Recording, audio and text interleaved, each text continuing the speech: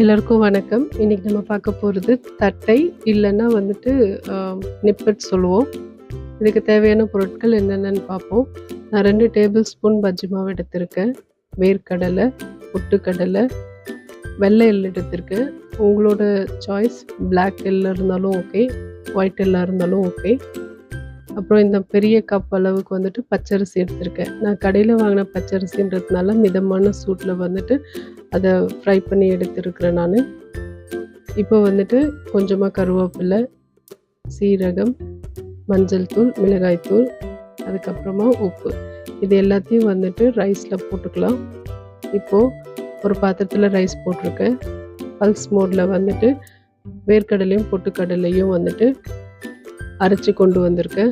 பஜ்ஜி மாவு ஆட் பண்ணிக்கலாம், எள்ளு ஆட் பண்ணிக்கலாம், தென் கருவேப்பிலை, இப்போ சீரகம், மஞ்சள் தூள், மிளகாய் தூள், உப்பு, இது எல்லாத்தையும் கொஞ்சமாக பட்டர் போட்டு ஃபஸ்ட்டு நல்லா பிசைஞ்சிடுங்க. பட்டர் வந்துட்டு இந்த மாவில் ஃபுல்லாக படுற அளவுக்கு பிசைஞ்சு விட்டுருங்க.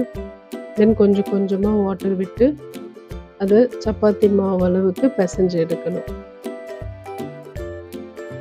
கொஞ்சம் கொஞ்சமாக வாட்டர் விடுங்க. பிகாஸ் நிறைய வாட்டர் விட்டுட்டோம்னா அதுக்கப்புறம் இது வந்துட்டு ஒரு மாதிரி கொல கொலன்னு ஆகிடும்.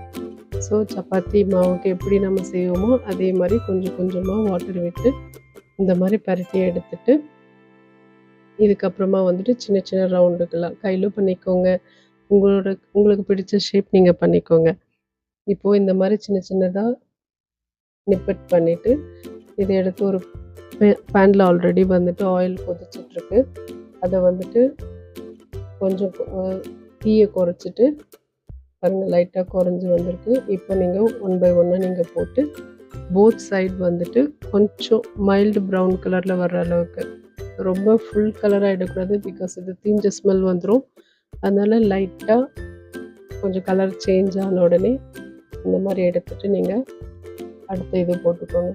கையில் போடுறப்ப ஆயில் மேலே விழாமல் பார்த்துக்கிறதுக்காக தோசை கரண்டியில் எடுத்து போட்டிருக்கேன். ட்ரை பண்ணுங்கள், இந்த மாதிரி சேஃபாக பண்ணுங்கள். அண்ட் தென் நிப்பட் இந்த மாதிரி கலர் சேஞ்ச் ஆனோன்னு பொரிச்சு எடுத்துருங்க. அதை வந்துட்டு ஃபஸ்ட்டு எடுத்த உடனே வந்துட்டு ஏர் கண்டெய்னரில் போட்டுறாதீங்க, ஏர் டைட் கண்டெய்னரில் போட்டுறாதீங்க. அதை வந்து ஃபஸ்ட்டு ஓப்பனில் வைங்க. அது ஃபுல்லாக ட்ரை ஆன அப்புறம் தான் அது வந்துட்டு கிறிஸ்பினஸ் கொடுக்கும்.